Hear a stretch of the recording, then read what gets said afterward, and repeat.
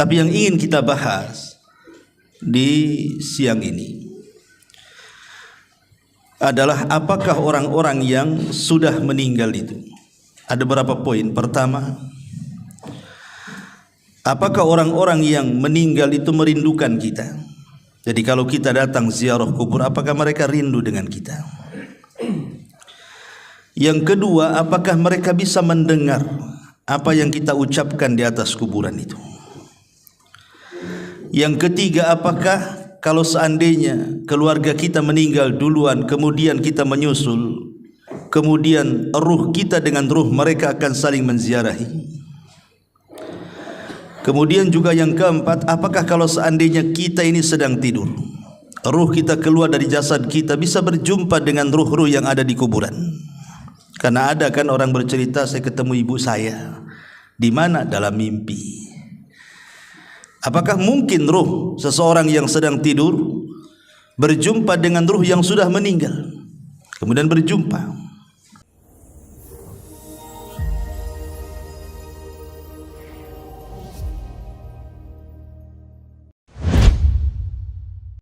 Bismillahirrahmanirrahim. Assalamualaikum warahmatullahi wabarakatuh.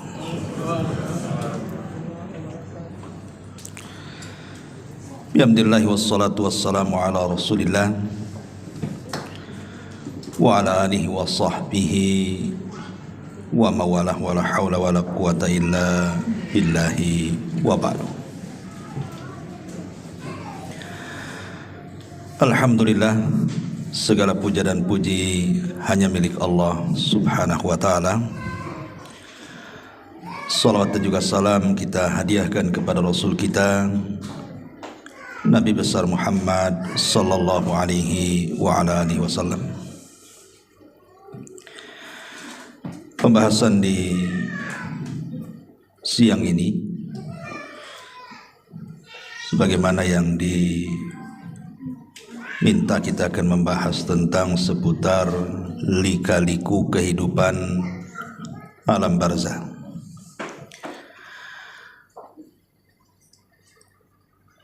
Sesuatu yang harus dipahami dan diyakini adalah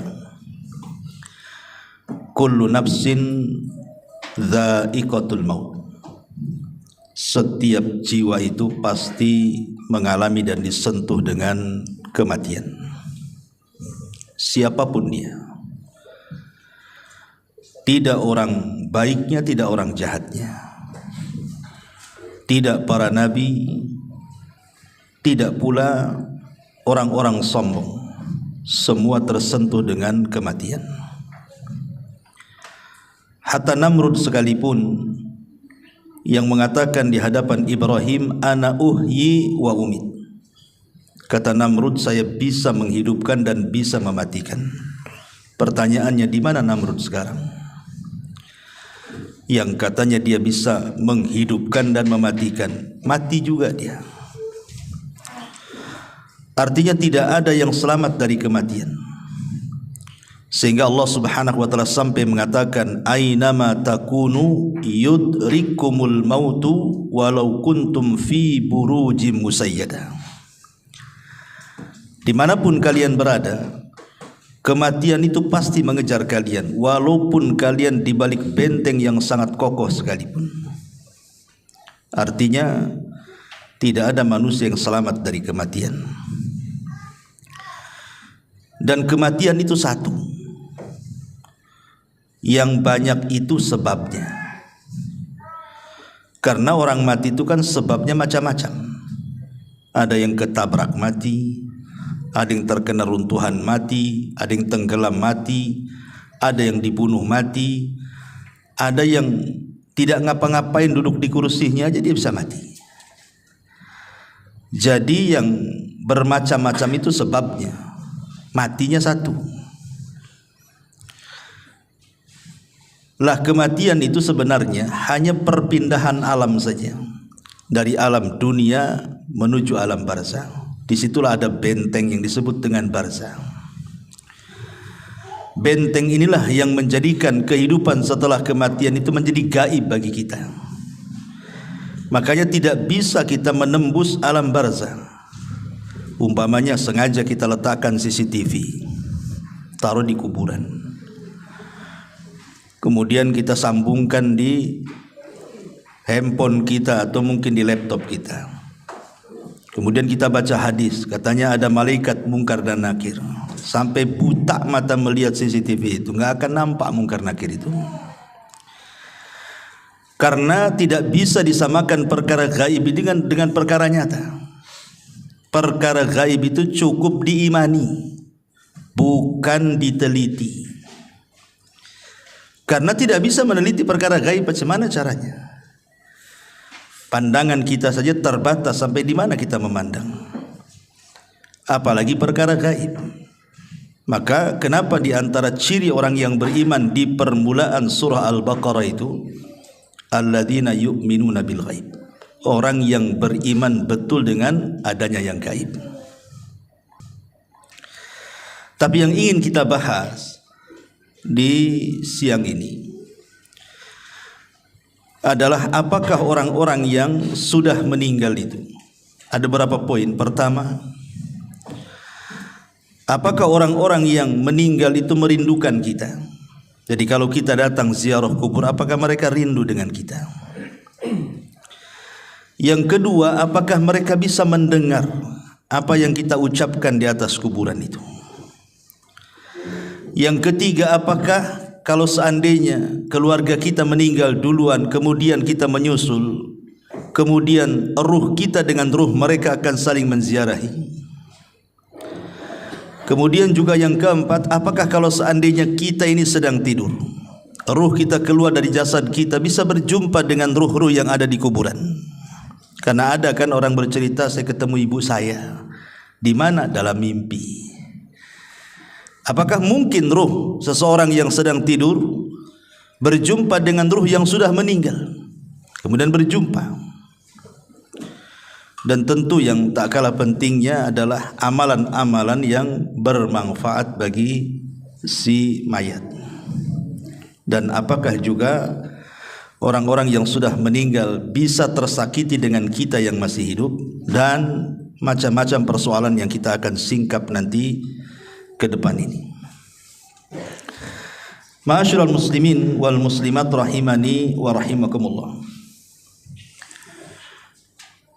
Nabi SAW ketika menziarahi atau ketika mengantarkan jenazah bersama para sahabat, dan jenazah itu sudah dikubur, apa kata Nabi SAW? Istaghfiru li akhikum fa innahul an yus'al, atau istaghfiru li akhikum wasalu lahu at-tathbit fa innahul an yus'al. Kata Nabi SAW, mintalah kepada Allah ampunan supaya orang yang sudah dikebumikan ini diampuni dosa-dosanya, dan mintalah kepada Allah ketetapan supaya dia bisa menjawab pertanyaan mungkar dan nakir alias fitnah kubur, karena sekarang dia lagi ditanya, kata Nabi. Kemudian kalau kita melaksanakan salat jenazah, kita tahu bahwa rangkaian salat jenazah itu ada 4 kali takbir. Takbir pertama baca Fatihah, kan gitu ya. Kemudian takbir kedua baca salawat Ibrahimiyah. Kemudian takbir yang ketiga membaca doa yang diajarkan Nabi. Kemudian takbir yang keempat bisa diam langsung salam, ataupun bisa kita berdoa dengan doa yang warid dari Al-Quran, seperti Rabbana atina fid dunya hasanah, atau doa-doa yang lainnya.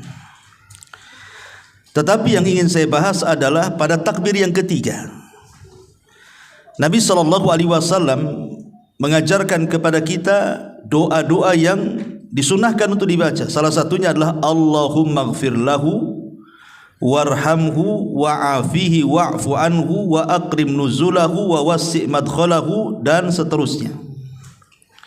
Ya Allah, ampuni orang ini yang sudah mati, Ya Allah rahmati orang ini, ya Allah maafkan orang ini, ya Allah muliakan kedudukannya, ya Allah luaskan kuburannya, dan begitu seterusnya.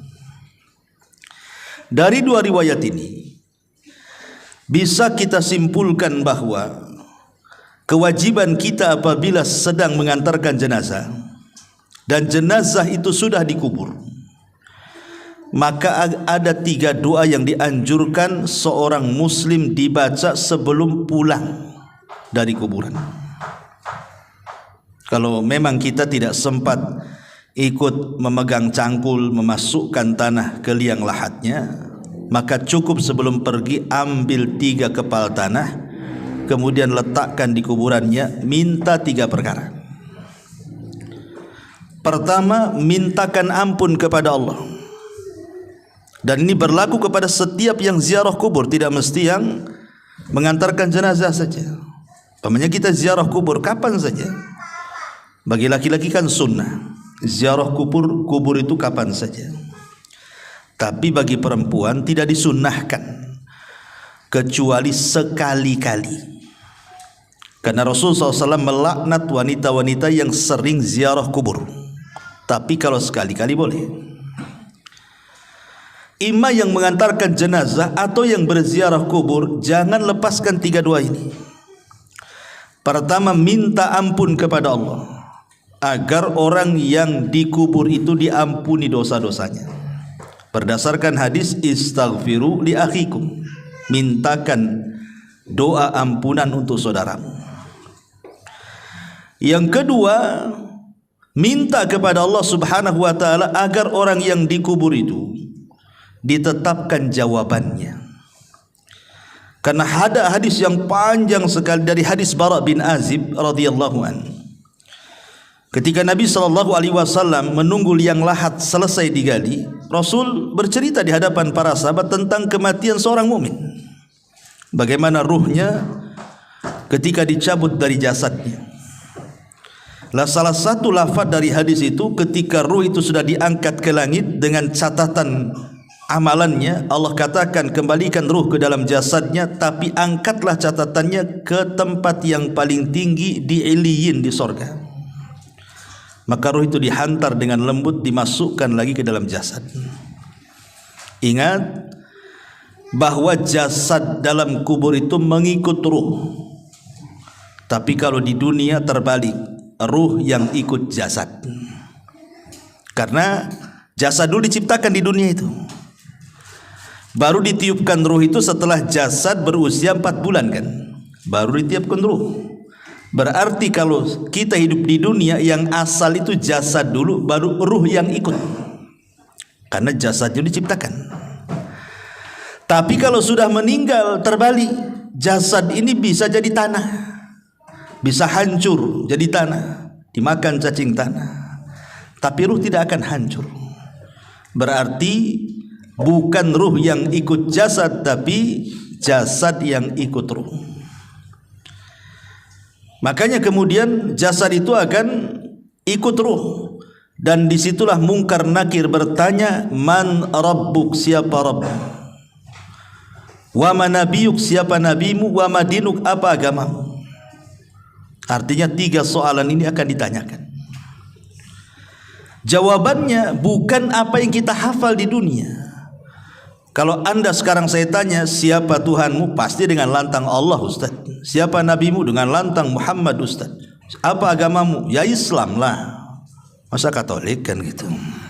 Pasti lantang kita. Tapi apakah kemudian setelah kita dikubur kita sanggup menjawab? Belum tentu.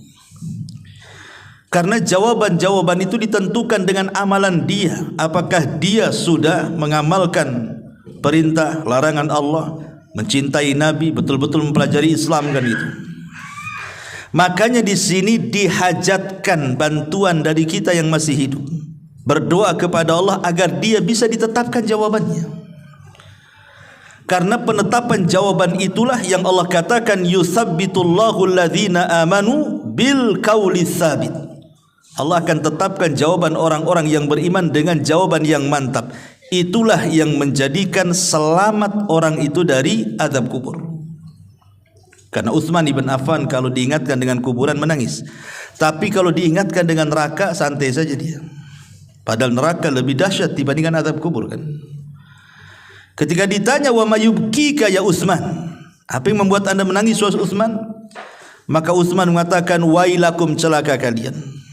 Kuburan ini bisa saja dia raudhatun min riyadil jannah au hufratun min hufarin nar. Ingat, kuburan ini bisa jadi taman menuju taman-taman sorga, atau boleh jadi menjadi lubang menuju ke lubang neraka. Artinya menentukan selamat di akhirat, keselamatan di kuburan. Kalau selamat di kuburan, insya Allah kesananya mudah. Kalau tidak selamat di kuburan, maka dipastikan kesananya lebih sulit lagi. Makanya sebab itulah kita dianjurkan minta kepada Allah agar orang yang dikubur itu dimantapkan jawabannya. Ini yang kedua. Kemudian yang ketiga, berdasarkan doa dalam salat jenazah tadi, minta kepada Allah agar Allah merahmati. Minta kepada Allah satu, agar dosanya diampuni. Minta kepada Allah yang kedua, agar dia dimantapkan jawabannya. Minta kepada Allah yang ketiga, agar Allah memberikan kasih sayangnya. Sehingga dengan kasih sayang Allah itulah Allah akan mengampuni dosanya dan Allah akan memantapkan jawabannya. 3 soalan ini. Kapanpun antum ziarah kubur, minta 3 soalan ini, 3 doa ini. Ya, datang ke kuburan, kemudian ucapkan salam, kemudian mendekat kuburan, dan jangan bakhil, jangan datang ke kuburan itu mendoakan orang yang dikubur itu saja. Pamannya kita menziarahi orang tua kita yang sudah meninggal, jangan difokuskan kepada orang tua kita saja, tapi doakan juga orang-orang Islam yang dikubur di sekitarnya. Makanya ada doa yang diajarkan Al-Quran, Rabbana ighfir lana wa li ikhwanina alladhina sabaquna bil iman. Ya Allah, ampuni akan dosa-dosa saudara-saudara kami yang sudah mendahului kami dengan keimanan. Apa manfaatnya? Kenapa kita tidak fokus saja mendoakan orang tua kita? Kan memang tujuan kita kan menziarah orang tua kita. Kenapa pula yang lainnya kita doakan? Sebab kalau kita mendoakan orang muslim yang dikubur, umpamanya orang muslim ini mungkin ada 1000 kuburan di kuburan kaum muslimin di situ, berarti kita akan mendapatkan pahala 1000 orang yang kita doakan. Itu kalau di kuburan itu ada 1000 kuburan tuh. Kalau 2000 kuburan, berapa banyak kita akan dapat? Kalau seandainya kemudian kita mendoakan bukan hanya kepada yang sudah meninggal, yang hidup pun kita doakan. Allahumma ighfir li hayyina wa mayyitina, atau Allahumma ighfir lil muslimina wal muslimat wal mu'minina wal mu'minat al ahya'i minhum wal amwat, umpamanya. Ya Allah, ampunilah dosa-dosa orang mukmin laki-laki, orang mukmin perempuan yang hidup dan yang mati. Yang hidup berapa? Siapa yang bisa ngitung yang hidup? Satu kota Batam aja kita tidak tahu berapa jumlahnya. Satu Kepri lagi, satu dunia lagi. Berarti kita dapat pahala itu sebanyak jumlah orang Islam yang kita doakan yang hidup. Loh, yang mati. Berapa jumlah yang mati? Itu manfaatnya kita mendoakan orang-orang yang beriman di sekitarnya itu, supaya kita dapat pahala juga. Itu masalahnya. Masuk bakhil orang tuanya kiri kanan, ngapain saya doakan katanya. Enggak begitu. Karena orang muslim itu kal jasadil wahid, seperti jasad yang satu, baik ketika hidup ataupun ketika mati, saling mendoakan. Lah di antara adab doa itu adalah mengarah kiblat, bukan ngadap kuburan, bukan ngadap maisan, bukan. Mana arah kiblat? Pemain kuburan sebelah sini, arah kiblatnya ke sana. Jangan ngadap kuburan, ngarahkan ke kiblat. Ya, karena adab doa itu harus mengarah ke kiblat. Walaupun ada khilaf di antara ulama apakah kiblat doa itu ke langit, maknanya kita negakkan ke atas begini, ataukah ke arah kiblat yang dimaksud Ka'bah. Ini menjadi khilaf ulama. Tapi menghadap kuburan tidak boleh, karena kuburan bukan kiblat. Ya, kiblat itu ke Mekah atau ke langit gitu ya. Baru di situ kita meminta kepada Allah Azza wa Jalla, ya Allah, kalau memang dia orang tua kita, kita katakan, ya Allah, ampuni kedua orang tua saya. Ya Allah, tetapkan jawaban kedua orang tua saya. Ya Allah, berikan rahmat kepada orang tua saya. Dah selesai. Habis itu kita doakan saudara-saudara kita. Ya Allah, ampuni saya, orang tua saya, dan orang-orang Islam dimanapun, baik yang hidup ataupun yang mati di sini atau di mana saja di dunia ini. Itu berapa banyak kita ini pulang dari kuburan dapat pahala tuh. Ini adab yang pertama ya, bahwa kita disuruh untuk mendoakan mereka. Yang kedua, apakah orang-orang itu merindukan kita? Pemain kita ziarah kubur kepada kedua orang tua kita. Apakah kedua orang tua kita itu rindu dengan kita? Senang kalau melihat kita di situ. Ini terjadi silang pendapat di antara ulama kontemporer atau ulama mutaqaddimun. Kalau saya mendengar fatwa daripada Syekh Shalih Fauzan, saya lihat di YouTube, ketika ditanya apakah orang yang datang ziarah kubur, ketika datang kita ke kuburan itu, orang-orang yang dikubur itu senang dengan kedatangan anaknya ketika menziarahi orang tuanya, maka kata beliau, iya, senang mereka dengan kedatangan kita. Tetapi senang di sini bukan menatap wajah kita, oh nampak sehat anaknya, alhamdulillah, bukan itu maksudnya. Yang dimaksud senang itu karena mereka menanti doa-doa kita. Jadi mereka itu menanti doa-doa kita, bukan karena ziarah kuburnya.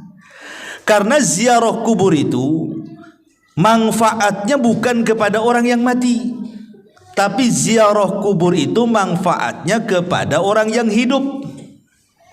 Pada kita ini, kalau antum ziarah kubur, ibu bapak ziarah kubur itu manfaatnya untuk kita. Apa manfaatnya untuk kita? Nabi SAW bersabda, kuntu nahaitukum an ziyaratil kubur fazuruha fa innaha tudzakkirukumul akhirah. Dulu kata Rasul, aku larang kalian ziarah kubur. Sekarang boleh. Silahkan ziarah kubur setelah mantap iman para sahabat, karena di zaman itu kan kuburan jadi ajang maksiat, baik kesyirikan ataupun bid'ah. Makanya Rasul melarang, takut para sahabat terseret kepada maksiat. Tapi setelah kokoh keimanan para sahabat, Rasul mengatakan fazuruha, sekarang kalian ziarah kubur silahkan. Manfaatnya apa? Fa innaha tudzakirukumul akhirah, supaya kalian mengingat akhirat, mengingat kematian, dan dilembutkan hati kita di situ. Ingat bahwa dengan mengingat akhirat, mengingat kematian, maka perkara-perkara besar di mata kita menjadi kecil, dan perkara-perkara kecil menjadi besar. Apa maknanya? Kenapa mengingat kematian atau mengingat akhirat itu menjadikan perkara besar jadi kecil? Sebab kalau seandainya Anda ini orang paling kaya, sakaya-kayanya di Batam ini, punya istana, punya tanah, punya kendaraan macam-macam lah, nggak ada orang yang lebih kaya dibandingkan Anda ini. Ketika kemudian datang ke kuburan, melihat kuburan, kemudian berpikir saya juga akan mati seperti dia, apa gunanya kekayaan kalau begitu? Kekayaan apa gunanya? Hidup di istana kalau ingat mati, apa gunanya istana? Mau ditinggal juga. Akhirnya kemudian dia pun tidak menganggap itu perkara besar, karena akan ditinggal dengan kematian kan. Itulah kenapa mengingat kematian itu mengecilkan yang besar ataupun membesarkan yang kecil. Pamannya dia orang susah, tidak sekaya orang-orang kaya. Dengan mengingat kematian itu perkara kecil jadi besar. Nggak apa-apa, hidup di dunia kan nggak lama, nanti ada kehidupan yang lebih baik, yang lebih hebat, yang lebih megah, itulah sorga. Akhirnya dia tidak memikirkan kemiskinannya. Dari situ muncullah redha dengan pemberian Allah. Ujung-ujungnya ke situ. Dan puncaknya adalah memahami hadis Nabi SAW, man asbaha aminan fi syirbihi mu'afan fi jasadihi walahu qutu yaumihi faka'annama hizat lahu dunya bihadafiriha, kata Rasul. Orang kalau sudah mengingat kematian, walaupun dia susah hidupnya, yang penting ketika bangun di pagi hari aman keluarganya, gak ada yang menyakiti, sehat badannya, gak ada penyakit yang menimpanya, adalah makanan yang dimakan untuk hari itu seolah-olah sudah menggenggam dunia dengan segala isinya. Karena manusia itu di dunia cari apa kalau nggak 3 perkara ini kan? Pertama, aman. Orang itu pengen aman, suami pengen aman dari istri, istri pengen aman dari suami.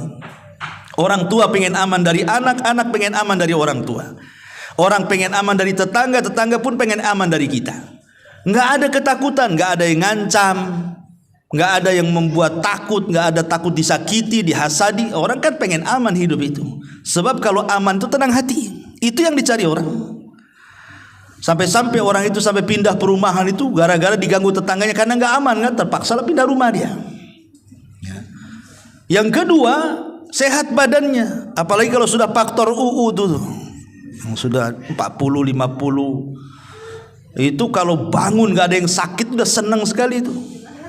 Tapi kalau bangun pinggang sakit, kaki asam urat, itu stres tuh. Ya, kolesterol naik, stres orang itu. Kemudian juga ada yang dimakan, nggak pusing, yang dimakan sudah ada, yang diminum ada. Apa yang dicari orang itu kan cuma 3 perkara. Sebab satu lolos dari 3 perkara ini nggak aman hidup itu. Contoh mamanya, badan sehat, ya kan? Tapi nggak aman. Istri disakiti suami, suami disakiti istri, nggak kerasan hidup itu. Walaupun sehat badannya. Ataupun mungkin oke lah dia harmonis rumah tangganya, anak-anaknya baik-baik, tetangganya oke-oke. Stroke pula lah dia, stres juga. Ya, oke lah sehat badannya, aman semuanya, tak ada yang dimakan pula dia, stres juga hidup itu. Nah kalau 3-tiganya sudah ada, tenang hidup di dunia tuh. Itulah yang dikatakan menggenggam dunia, itulah karena 3 perkara ini yang dicari manusia. Makanya kemudian kalau orang ingat mati itu, perkara besar menjadi kecil, perkara kecil menjadi besar.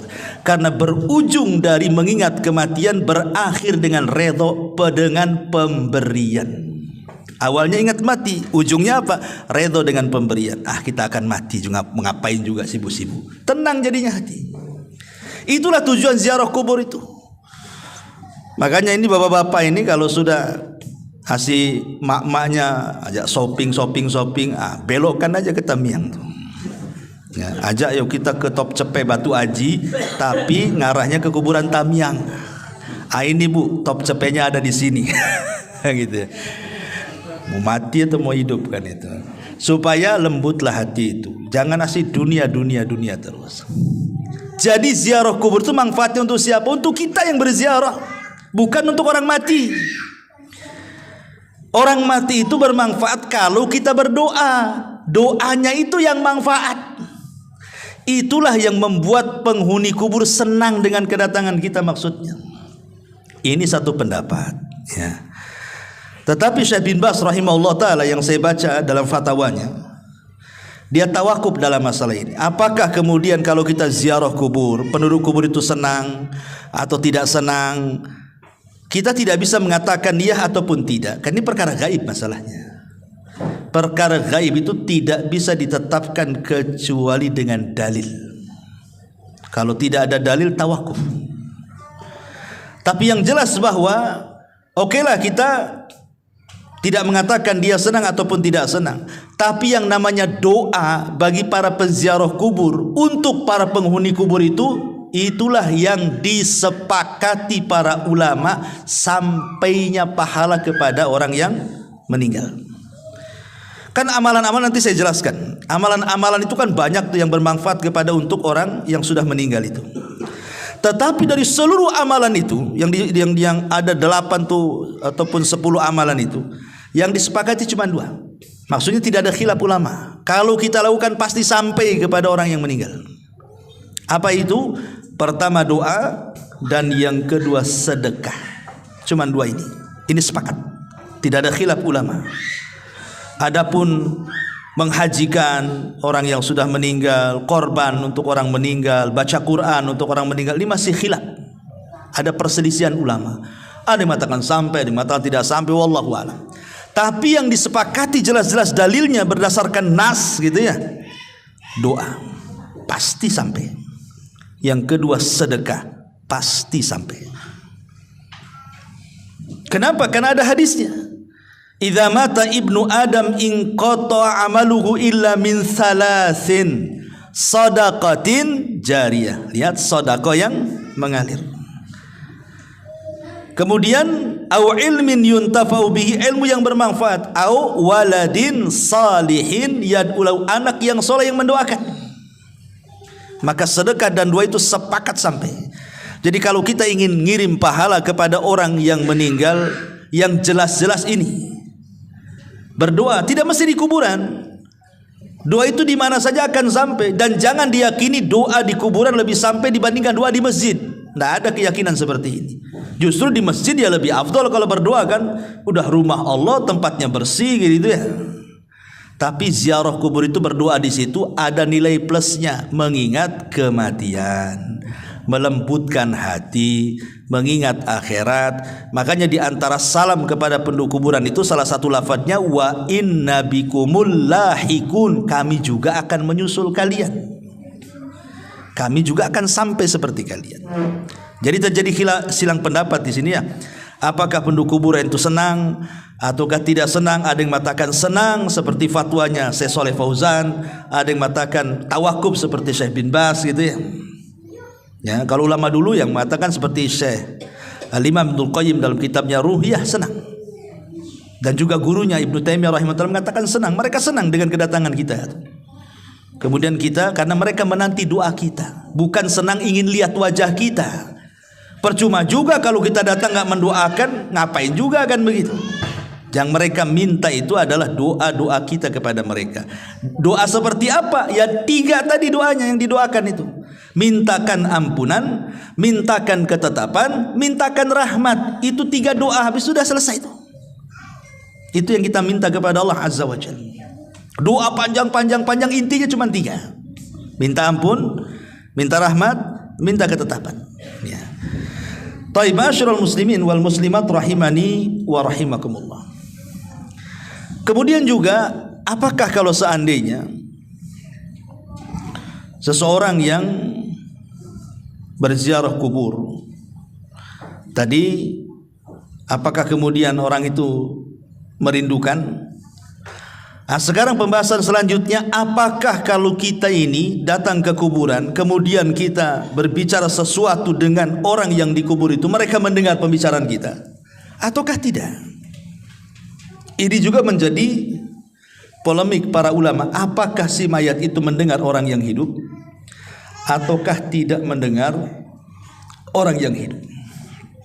Taib. Pertama, bahwa sebagian ulama mengatakan mereka mendengar. Seperti Imam Ibnul Qayyim rahimahullahu taala mengatakan mendengar dalam kitab Ruh. Alasannya satu, karena ada hadis Nabi SAW terdapat dalam Sahih Bukhari Muslim. Nabi SAW mengatakan tentang orang yang sudah meninggal. Apa kata Rasulullah? Innahu la yasma'u safqa ni'alihim idan sarafu. Jadi orang-orang yang dikubur itu mendengar suara langkah terompah kita itu, suara sandal kita itu mereka dengar. Sampai kemudian sayup-sayup kita keluar dari kuburan baru hilang, baru mereka tidak mendengar lagi. Jadi ada nas bahwa mereka mendengar suara terompah. Berarti kan mendengar mereka. Ini satu riwayat. Riwayat yang kedua, ketika terjadi perang Badar, banyak tokoh-tokoh musyrik itu dibantai oleh kaum muslimin, seperti Abu Jahal atau Amr ibn Hisham, kemudian Umayyah ibn Khalaf, kemudian Syaibah, kemudian Al-Walid. Banyak tokoh-tokoh Quraisy itu yang meninggal di perang Badar. Lah ketika kemudian bangkai-bangkai tokoh-tokoh musyrik ini akhirnya diletakkan di sebuah lubang, sebuah sumur, dilempar ke dalam lubang. Tiba-tiba kemudian Nabi SAW mendekati lubang Badar itu, yang di situ bangkai-bangkainya orang-orang tokoh-tokoh musyrik sekelas Abu Jahal, Umayyah dan CS dan yang lainnya itu.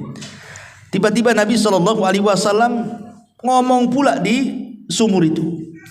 Apa kata Nabi SAW? Dia mengatakan, disebutkan satu-satu tuh, ya Aba Jahl ibn Hisham, ya Umayyah ibn Khalaf. Kemudian kata Nabi SAW, telahkah sampai kepada kalian janji Allah kepada kalian? Sungguh janji Allah yang Allah janjikan kepadaku sudah sampai kepadaku, katanya. Umar bin Khattab heran, ngapain Nabi SAW ngomong di depan lubangnya bangkai-bangkai orang-orang musyrik jahiliyah itu, orang-orang musyrik, tokoh-tokoh musyrik itu. Kok Nabi kok ngomong di situ? Jadi Umar bin Khattab radhiyallahu mengatakan, ya Rasul, innahum jusas, mereka bangkai-bangkai, kenapa kau ajak ngomong, katanya.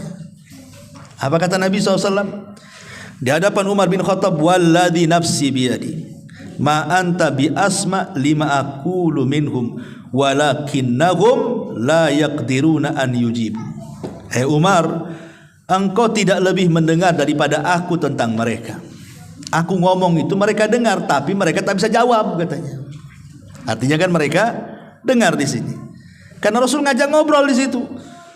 Ya, makanya Umar mengatakan, kok bangkai kau diajak bicara, katanya. Maka Rasul, tidak, kau tidak lebih dengar daripada aku, kata Rasul. Demi zat yang jiwaku berada di tangannya, engkau tidak lebih mendengar daripada aku, kata Rasul. Tapi mereka tidak sanggup jawab saja. Kemudian juga dalil yang ketiga, kita disuruh mengucapkan salam. Kata Nabi SAW, Qulu assalamu alaikum dara qaumi mu'minin wa inna insya'allahu bikum mulahikun. Ucapkan kalau kalian masuk kuburan, keselamatan bagi kalian wahai penduduk kubur dari kalangan orang-orang yang beriman, dan insyaallah kami pun akan menyusul kalian. Mengucapkan salam berarti harus dijawab tuh. Berarti kalau kita mengucapkan salam berarti mereka mendengar salam kita. Dan ada beberapa dalil yang menunjukkan bahwa mereka mendengar. Tapi bagi kelompok yang mengatakan tidak, mereka tidak dengar, mereka berdalil dengan surah Fatir ayat 22. Allah Subhanahu wa taala mengatakan, "Wa ma anta bimusmi'in man fil kubur." Hei Muhammad, engkau tidak bisa memperdengarkan orang-orang yang di kuburan itu. Ini Quran mengatakan engkau tidak bisa memperdengarkan orang-orang yang di kuburan, surah Fatir 22 itu. Dan Allah juga mengatakan, innaka la tusmi'ul maut, engkau tidak bisa memperdengarkan orang yang sudah mati.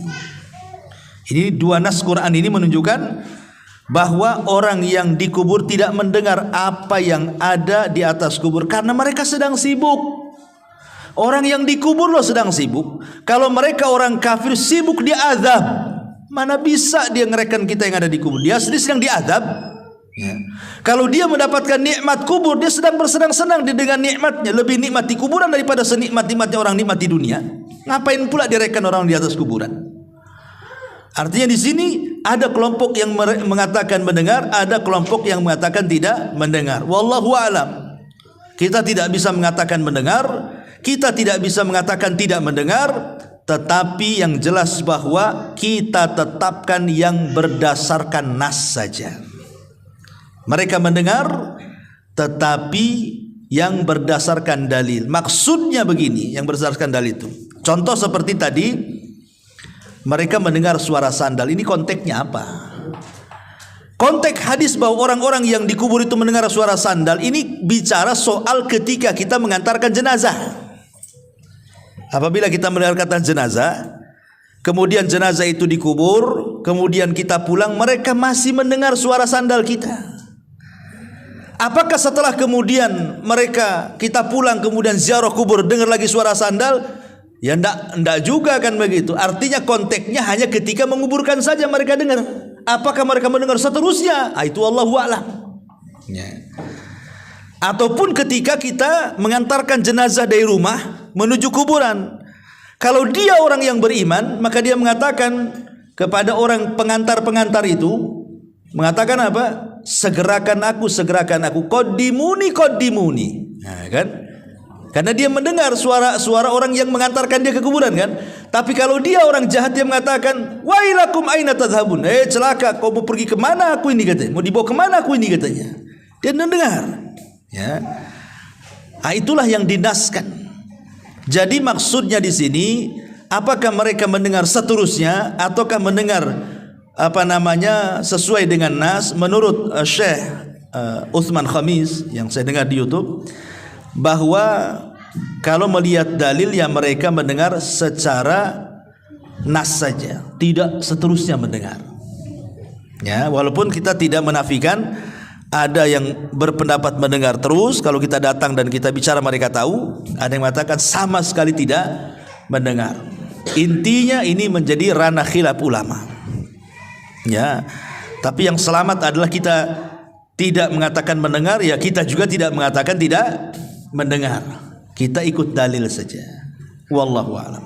Ini perkara yang kedua. Yang ketiga, apakah orang yang tidur kemudian bangun cerita dia, saya tadi mimpi ketemu ibu saya.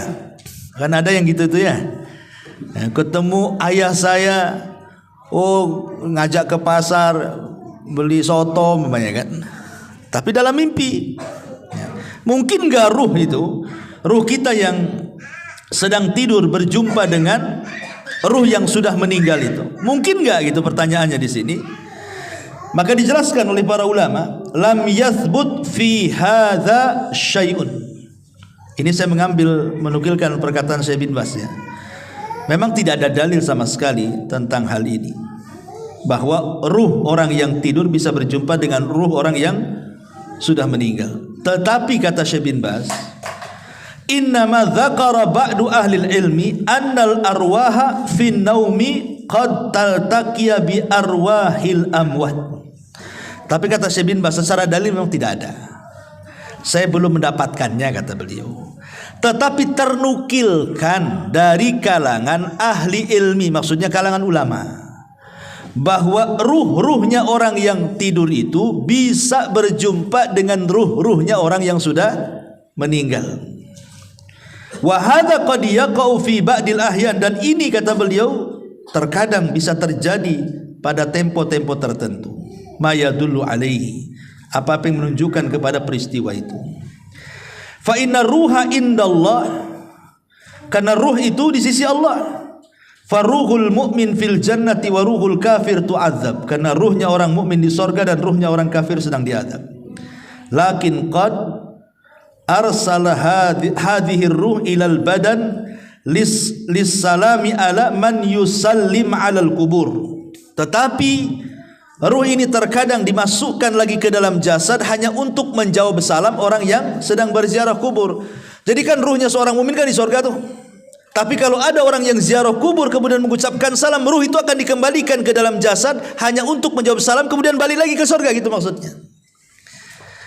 Ada yang seperti itu dalil penetapannya. Tapi kalau dalil apakah ruh orang yang sedang tidur berjumpa dengan ruh orang yang mati, secara dalil tidak diketemukan. Tetapi ijtihad para ulama, ya, ada yang mengatakan bisa saja. Buktinya banyak cerita yang seperti itu.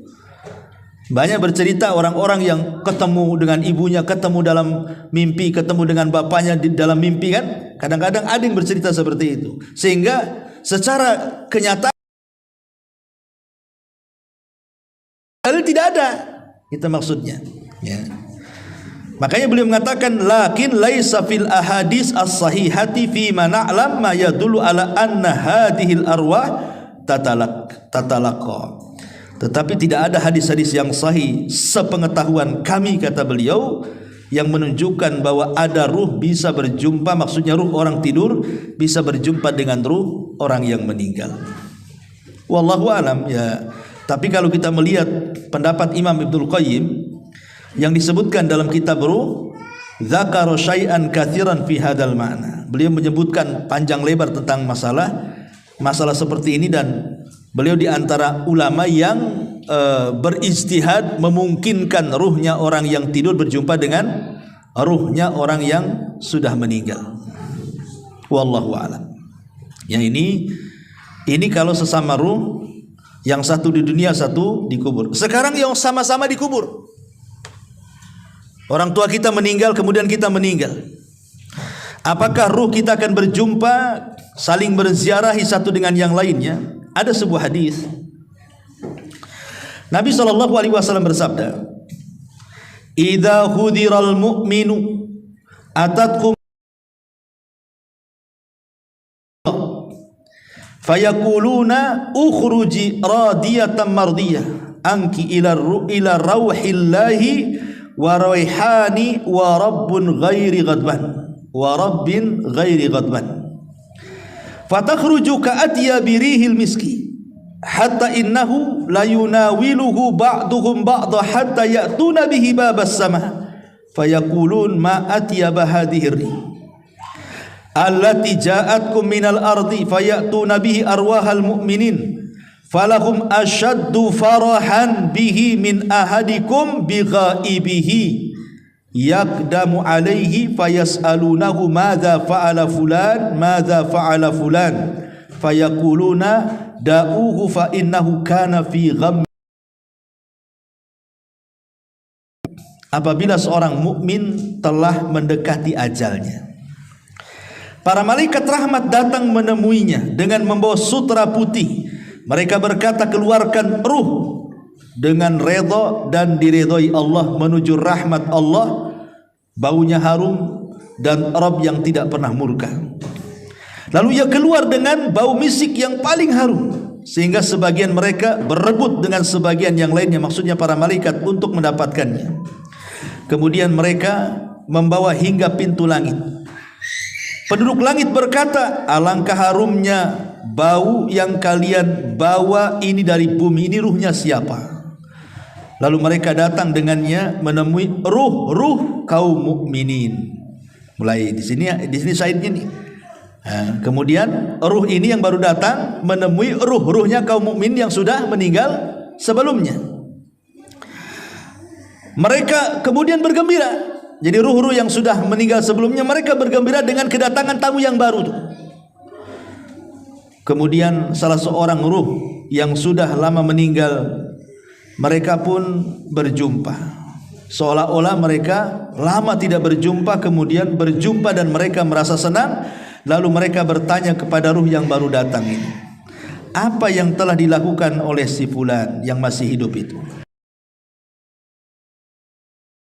Maka ruh-ruh yang lainnya berkata, jangan ganggu dulu, biarkanlah ia, karena dahulu ia terlena dengan kehidupan dunia, dan begitu seterusnya. Artinya di sini mereka saling berjumpa kan? Ya, dalam hadis ini mereka saling berjumpa. Hadis ini memang dikeluarkan Imam Nasai dan hadis ini disahihkan oleh Syekh Nasiruddin Al-Albani rahimahullah taala. Sehingga yang mensahihkan hadis ini mengatakan bahwa ruh itu saling berjumpa di kuburan. Tapi ada juga yang melemahkan hadis ini masalahnya, sehingga mereka mengatakan tidak saling jumpa. Soal jumpa atau tidak saling jumpa ini perkara gaib lah kan gitu ya. Yang jelas bahwa ruh-ruhnya orang yang beriman yang sudah berbiasa, kalaupun mereka berjumpa itu bagian daripada nikmat kubur kan gitu. Tapi ini hanya berlaku kepada ruhnya orang yang beriman. Bagi yang berpendapat bahwa ruh itu akan berjumpa dengan ruh yang lain, maksudnya ruhnya orang yang beriman. Ruhnya orang kafir sedang diazab, macam mana dia akan jumpa? Dia aja nggak bisa keluar dari azab.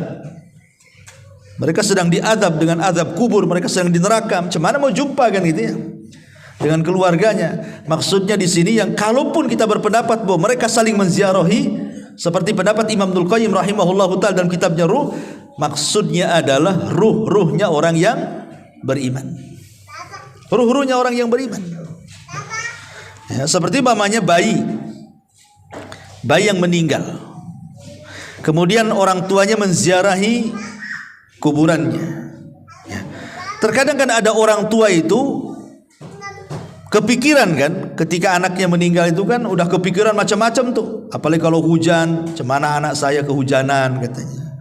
Kalau pas panas, mana anak saya kepanasan. Macam-macam tuh. Ada orang tua itu apalagi kalau gelap-gelap, cemana anak saya nggak ada listrik pula di kuburan gitu. Makanya kadang-kadang ada orang berpikir naruh lilin pula di atas kuburan anaknya itu kan. Percuma saja, ngapain naruh lilin itu? Saya pernah lihat ada lilin, lebih parah pula kasih payung pula di situ itu. Dan itu rata-rata di kuburan anak-anak tuh.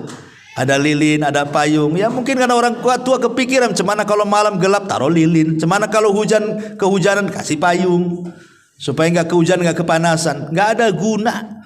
Ya, lilin dan payung lo nggak ada guna di kuburan itu, nggak ada hubung kait dengan alam kubur, dengan alam dunia ini. Sebenarnya yang dikhawatirkan itu bukan bayi yang meninggal. Bayi yang meninggal itu langsung dimasukkan ke sorga kan gitu. Karena di antara kelompok-kelompok yang akan terhindar dari fitnah kubur, maksudnya tidak ada pertanyaan malaikat mungkar dan nakir, itu salah satunya bayi-bayi yang meninggal itu. Mereka tidak akan ditanya. Walaupun jumhur ulama mengatakan mereka ditanya, tapi pendapat yang kuat wallahu alam mereka tidak ditanya. Karena ada beberapa orang yang tidak akan terkena fitnah kubur. Salah satunya para nabi. Para nabi tidak akan ditanya. Objek pertanyaannya siapa nabimu? Masa nabimu ditanya lagi? Siapa nabimu? Ya saya kan. Kan nggak mungkin juga kan itu ya. Nabi tidak mungkin ditanya karena dia objek pertanyaan. Para siddiqin tidak mungkin ditanya. Para syuhada tidak akan ditanya. Ya, kemudian orang-orang yang ribat, orang-orang yang berada di perbatasan kayak orang Palestina itu kan diribat tuh namanya. Mereka tidak akan ditanya kalau meninggal. Termasuk juga bayi-bayi yang meninggal, termasuk orang gila tidak akan ditanya tuh. Jadi kalau umpamanya orang tua sedih akan kematian anaknya, dia bodoh, harusnya dia memikirkan dirinya sendiri karena si bayinya sudah selamat masuk surga kan gitu. Apakah kalau dia mati dia masuk surga kayak anaknya? Harusnya dipikirkan jangan bayinya, dia yang dipikirkan harusnya, gitu maksudnya. Kalau bayi yang meninggal itu udah jelas-jelas dia masuk surga. Bahkan dia akan jadi syafaat bagi orang tuanya. Bahkan kalau orang tuanya beriman, maka bayi itu akan menunggu di pintu surga. Dan dia mengatakan di hadapan Allah ketika Allah mengatakan masuk kau ke dalam surga. Kata bayi ini enggak, saya tidak akan masuk surga sampai saya mau orang tua saya tarik bajunya masuk juga ke surga. Dan itu hadisnya itu. Artinya kalau orang tua ini dia bisa bersabar, kemudian juga ihtisab, dan dia bisa mengucapkan alhamdulillah, maka akan dibangunkan satu istana di sorga dan Allah beri nama Baitul Hamdi, rumah pujian. Kalau bisa melakukan 3 perkara saat kematian buah hatinya: sabar, mengharap pahala, dan dia bisa bersyukur. Ucapkan innalillah wa inna ilaihi rajiun, Allahumma hjurni fi musibati, alhamdulillah ala kulli hal. Ini 3 ucapan. Kalau dia bisa mengucapkan 3 ucapan ini, maka Allah bangunkan satu istana Baitul Hamdi di surga. Ya, saya ulang, kalau umpamanya ada orang tua meninggal bayinya, pertama ucapan apa? Innalillah wa inna ilaihi rajiun. Ini tanda kesabaran. Tanda orang sabar, dia bisa mengucapkan innalillah wa inna ilaihi rajiun. Kemudian yang kedua ihtisab, mengharap pahala. Berdoa kepada Allah, Allahumma hjurni fi musibati, ya Allah. Yang ketiga bersyukur, alhamdulillah ala kulli hal. Segala puji dan puja bagi Allah. Pertama, doa kaum muslimin bagi si mayat berdasarkan surah Al-Hasyr, alladzina sabaquna bil iman wala taj'al fi qulubina ghillan lil ladzina amanu rabbana innaka raufur rahim. Dan orang-orang yang datang sesudah mereka, muhajirin dan ansar, mereka berdoa, ya Rabb kami, beri ampunlah kepada kami dan kepada saudara-saudara kami yang telah beriman lebih dahulu dari kami, dan janganlah engkau membiarkan kedengkian dalam hati kami terhadap orang-orang yang beriman. Ya Rabb kami, sesungguhnya engkau maha penyantun lagi maha penyayang. Ini yang pertama, doa, dan ini pasti sampai. Kemudian yang kedua, sedekah. Tadi sudah saya ini yang sepakati, bersedekah. Kemudian yang ketiga, melunasi hutang si mayat. Ini bermanfaat. Karena di zaman Rasul pernah dimintai menyolatkan orang yang punya hutang, Rasul tak mau. Si mayat itu sudah dimandikan, sudah dikafankan, dan tinggal disolatkan. Setelah tinggal disolatkan, seorang sahabat kemudian menyampaikan kepada Rasul, semua sudah siap, silahkan anda solatkan. Apa kata Rasul? Hal alaihi dainun, apakah dia punya hutang? Iya, 2 dirham.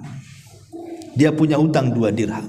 Kata Rasul, solatkan oleh kalian, saya tidak akan menyolatkannya. Kemudian ada seorang sahabat namanya Abu Qatadah, min 2 dirham, aku yang bayar, solatkan dia. Kata Rasul, yakin kau bayar? Iya, saya bayar. Akhirnya Rasul menyolatkan. Besoknya ditanya lagi, Abu Qatadah, udah bayar enggak 2 dirham tuh? Rasul, baru kemarin dia mati. Tunggulah katanya. Hari ketiga ketemu lagi, Abu Qatadah, sudah aku bayar 2 dirham tuh. Sudah wahai Rasul. Apa kata Rasul? Al-an barudat kubru. Sekarang kuburannya sudah dingin. Kemarin panas tuh kata. Ya. Jadi utang tuh bawa panas tuh di kuburan. Sekarang sudah dingin kuburannya kata Nabi. Ya. Ini yang ketiga, melunasi utang. Kemudian yang keempat, mengqadha puasa.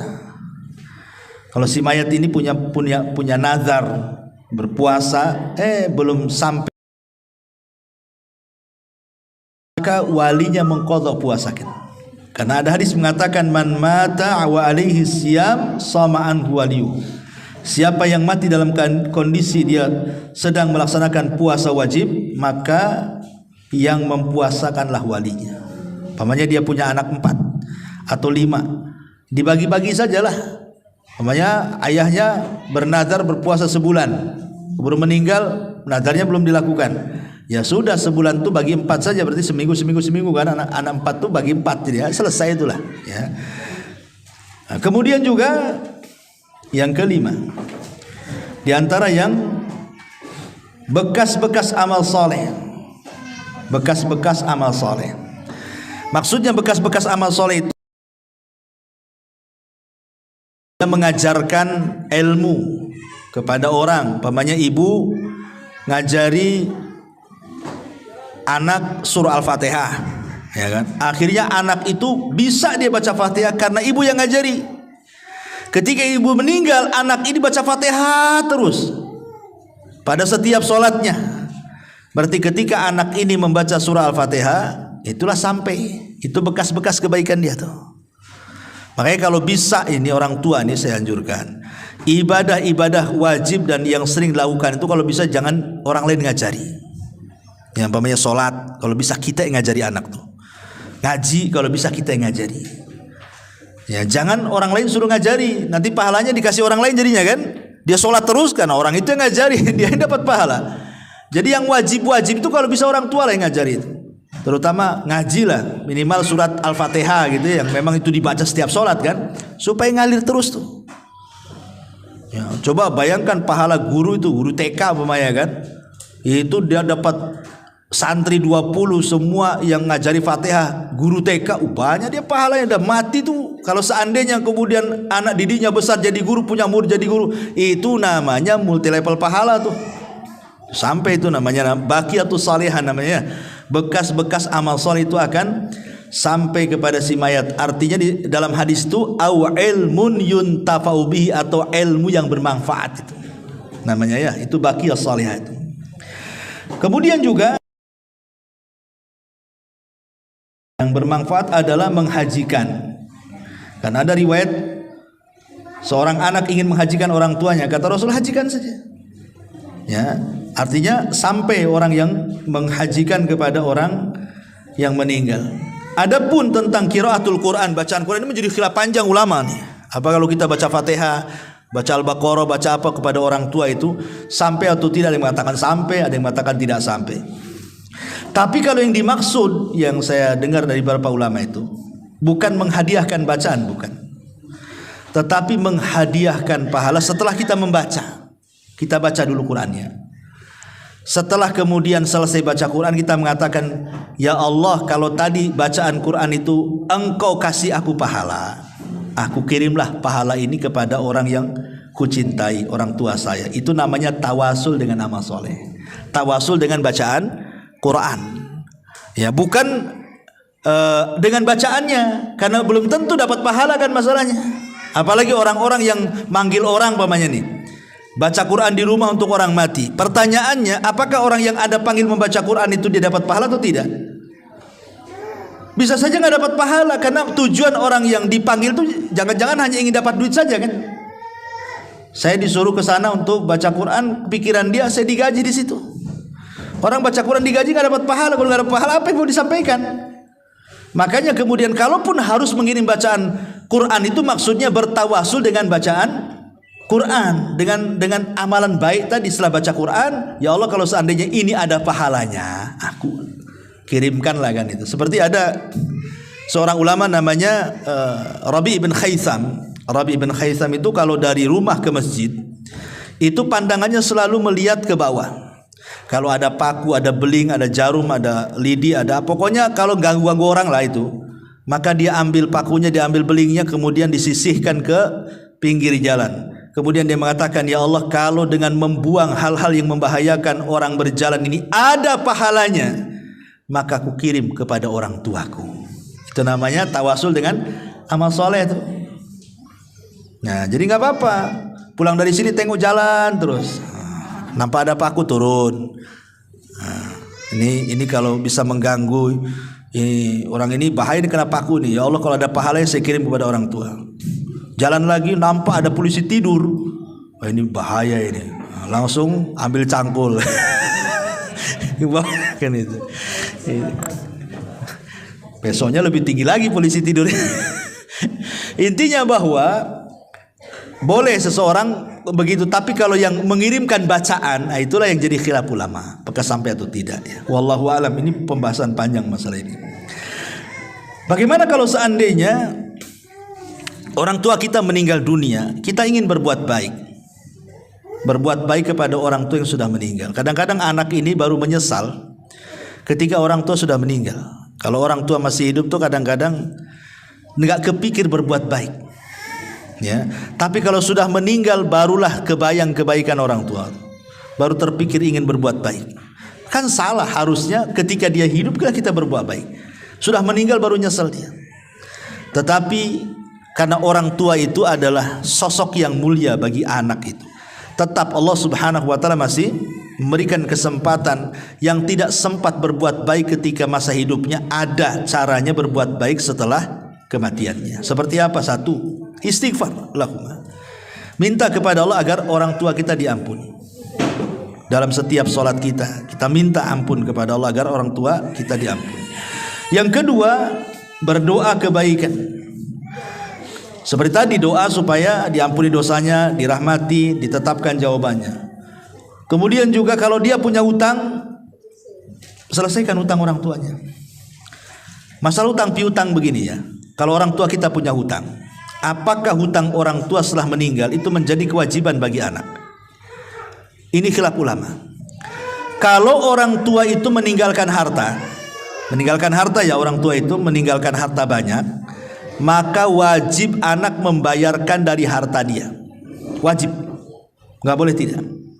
Tapi kalau orang tua meninggalkan hutang dan dia tidak meninggalkan harta, maka tidak wajib bagi anak membayarkan hutang, kecuali hanya bab tabarruk, hanya ingin berbuat baik. Bisa dipahami ya? Jadi kalau orang tua kita ini meninggal bawa harta banyak, berarti wajib hutangnya dibayarkan dari mana? Dari harta dia, harta warisnya. Sebelum kita ambil hak warisan kita, bayarkan dulu hutangnya. Tapi kalau orang tua kita miskin, hutangnya banyak, apakah kewajiban anak yang dia kaya karena hasil dia, bukan karena warisan orang tuanya, wajib membayarkan? Tidak wajib. Ingat, tidak wajib. Tetapi membayarkan itu masuknya bab tabarru. Bab tabarru itu artinya dalam bentuk berbuat baik kepada orang tua. Karena saya di dunia kurang berbuat baik kepada orang tua saya. Sekarang orang tua saya sudah meninggalkan hutang, dah apa-apa pakai uang saya. Tapi kalaupun tidak dibayar dari harta kita, tidak ada masalah, karena bukan kewajiban. Karena kewajiban itu diambil dari harta waris. Ya, ini harus dipahami. Kemudian juga yang keempat, qadaun nadhar. Kalau memang orang tua punya nadhar, laksanakan. Itu birrul walidain namanya. Atau qadaul kafarah kalau orang tua kita punya kafarah. Termasuk juga bersilaturahim dengan orang-orang yang baik dengan orang tua kita. Orang tua kita punya teman di mana dia baik dengan temannya. Ketika orang tua meninggal, baikilah teman orang tua kita semasa hidup. Ya. Maksudnya sambung silaturahim dengan dia. Nah, termasuk kalau orang tua kita suka ngasih-ngasih ya sama temennya, nah, kita kebiasaan orang tua yang baik kita lakukan juga, ngasih-ngasih. Ya. Supaya kebaikan orang tua tidak hilang, kita teruskan. Nah, itu bentuk birrul walidain juga. Ya, menghormati teman orang tua gitu maksudnya. Termasuk juga berbuat baik kepada orang tua adalah ingat kebaikannya. Oh betul juga kata orang tua, kenapa dulu orang tua saya keras dengan saya, rupanya ini. Nah, ingat dia akhirnya kan dengan kebaikan orang tua. Nah, dengan itu akhirnya hilanglah dendam-dendam anak kepada orang tua itu. Kalau ingat kebaikannya, hilang tuh dendam itu. Ya, karena ada anak yang nggak tahu itu, sampai mati orang tuanya masih dendam, nggak mau ziarah kubur tuh. Ya, mau apa sih ziarah kubur? Waktu hidup aja malas saya nengok muka dia. Nah itu anak durhaka itu. Ya, jadi ini diantara pembahasan yang bisa kita bahas. Ya, wallahu alam. Taib sampai di sini. Kalau ada yang bertanya, silakan.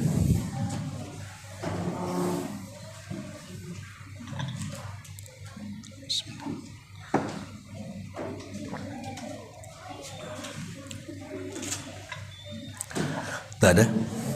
Alhamdulillah. Subhanallah bihamdika, asyhadu an la ilaha illa anta, astaghfiruka wa atubu ilaik. Allahu ta'ala alam. Assalamualaikum warahmatullahi wabarakatuh. Intinya bahwa tolong berakhlak kepada Allah. Membahas tafsir dari surah Al-Imran. Lahirlah Imam Muslim, Abi Dawud, Tirmidzi, Ibnu Hibban. Jadi ketika Yunus alaihi salatu wassalam terkena undian itu,